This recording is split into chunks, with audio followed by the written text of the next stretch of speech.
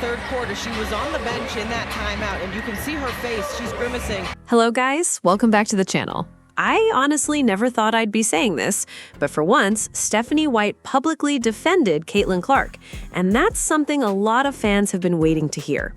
Now, do I still think Stephanie White should have reacted differently during the game? Absolutely. When that incident involving Alyssa Thomas happened, there was a real opportunity to force the officials to take another look. If Stephanie White had stepped onto the floor, argued the call, and even taken a technical foul, the game likely would have stopped. Once the referees go to the monitor and review that play, I don't see how Alyssa Thomas stays in the game. The replay is clear. Even the broadcast commentators immediately pointed out that it looked like a fist to the neck. Everybody saw it. Everybody knows that's the kind of play that can lead to an ejection. That's why so many people were frustrated in the moment. Caitlin Clark was still down on the court, and the game just kept moving. Sometimes a coach has to create a dead ball situation to make sure officials review something they missed. Even if Stephanie White gets teed up, at least she gives the referees a chance to look at the monitor and recognize what happened. That being said, I have to give Stephanie White credit for what she said afterward. In the press conference, she finally addressed the situation publicly and defended Caitlin Clark. I may disagree with how she handled the moment during the game, but I don't have anything negative to say about her comments after it. For the first time, it felt like Stephanie White openly stood up for Caitlin Clark. Better late than never. If she continues to be that vocal when situations like this happen, it could make a huge difference moving forward. In this case, she said what needed to be said, and that's why this press conference deserves credit. You're aware of what happened 2 nights ago? And that still happens? Absolutely unacceptable. Absolutely unacceptable. And the reckless closeout that they actually reviewed, and the foot still comes down on top of the defender's foot that wasn't upgraded? Absolutely disrespectful. We have a generational talent and a WNBA superstar who had 2 cheap shots right there that weren't called. And I just say again, absolutely unacceptable.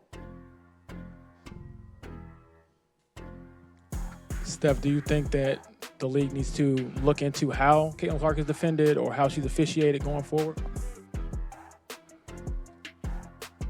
I mean, we spent all offseason looking at officiating. All offseason. And I still say the one thing that we keep asking for is consistency. She is not called the same way everybody else is called.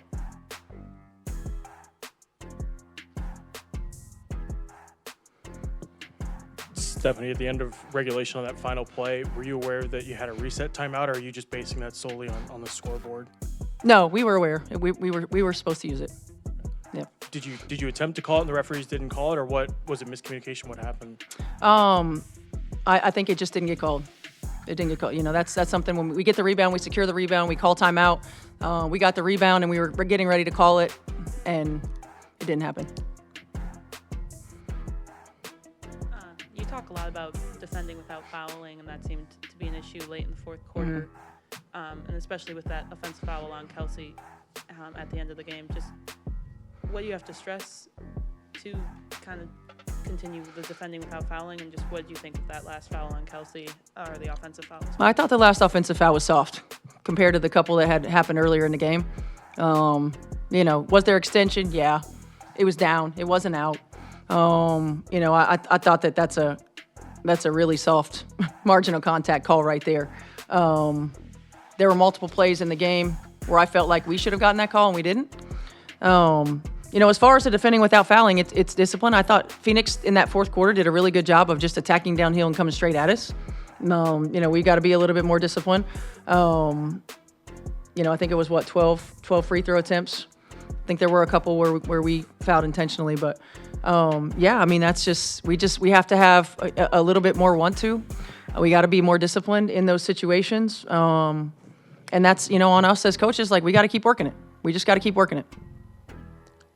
Steph, one more on Caitlin. Obviously, you're very forceful tonight. What made you want to maybe make that statement so forcefully tonight after you defended her in the past, but obviously a little more fire? Because they were so egregious. I mean, the fist in the throat is crazy. is crazy. It's dangerous. The landing spot, when you went to review it, and she still comes down on top of another foot, like, I don't know. Because to me, that's like a do-over on a test. How do you screw it up again? And it's just, when you have these things continue to happen time and time again, eventually it gets frustrating. But I thought those were just more. One thing that really stood out to me from Stephanie White's comments was the fact that she said she heard about the play at halftime, brought it to the attention of the officials, but only got a chance to fully see it later. That's honestly kind of crazy when you think about it. It really is.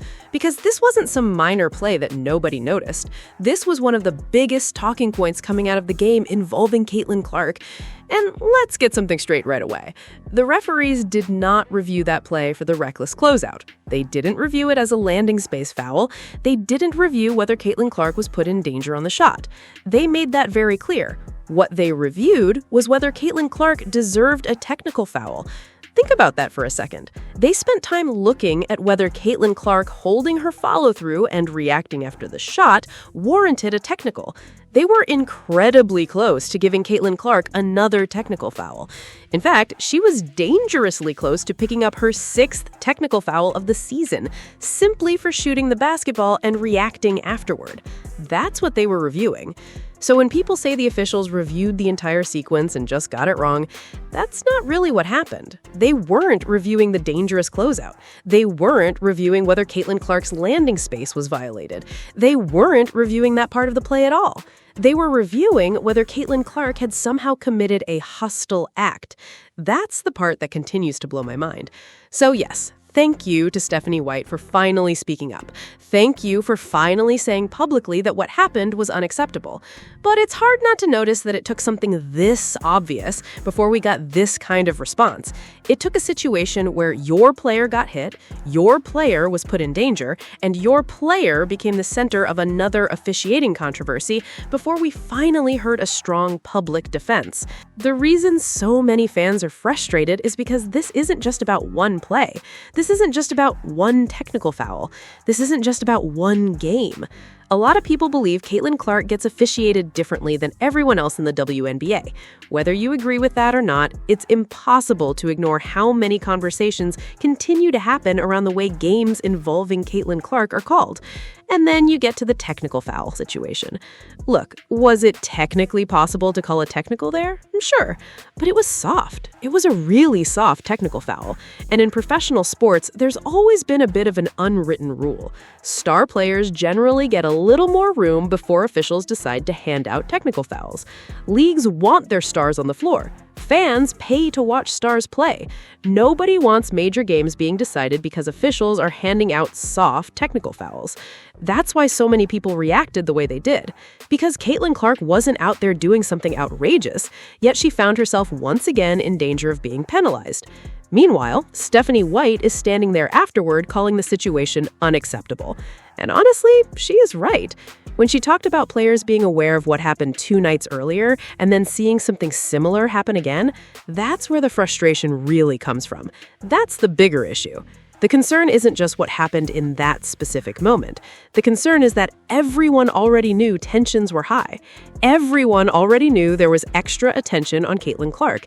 Everyone already knew the spotlight was on these games, yet somehow we're still ending up in these situations. And then there's another interesting point. Nate Tibbetts made comments that many people interpreted as hinting that the Mercury were going to come into the game with a certain level of physicality. Whether that's exactly what he meant or not is open to interpretation, but a lot of fans connected those comments to what happened afterward. When people hear Nate Tibbetts talking before the game and then see Alyssa Thomas involved in controversial moments during the game, they're naturally going to connect the dots. That's just reality. Now let's talk about something that often gets overlooked. One criticism people have of Caitlin Clark is that she gets frustrated with officials. That's fair. There are definitely times when Caitlin Clark shows visible frustration. I would love to see her avoid those moments completely. But at the same time, I understand why they happen. And honestly, if I were in that situation, I might be even worse. I've always been someone who pushed the limits with referees. So when I watch Caitlin Clark deal with some of these situations, I understand the frustration. And if I had a player experiencing what she experiences on a regular basis, I honestly think I'd get tossed from games. Regularly. That's why I understand both sides of Stephanie White's position. I understand not wanting to get ejected. I understand not risking a suspension. But at some point, sometimes a coach has to take that hit for their player. Sometimes getting tossed sends a message. Sometimes taking a technical sends a message.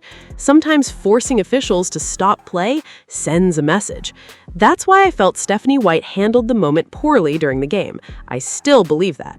However, I also believe she handled the press conference extremely well. This was a near-perfect press conference. I have been critical of Stephanie White many times before. Everybody watching this channel knows that. I've had plenty of disagreements with decisions she's made, but this is not one of those moments. I think Stephanie White said exactly what needed to be said. I think she defended Caitlin Clark. I think she called out what she viewed as unacceptable, and I think she finally addressed concerns that fans have been talking about for a long time. So while I wish it happened sooner, while I wish it had happened during the game itself, credit where credit is due. Stephanie White stepped up, spoke publicly, defended Caitlin Clark, and delivered exactly the message that many people wanted to hear. Better late than never.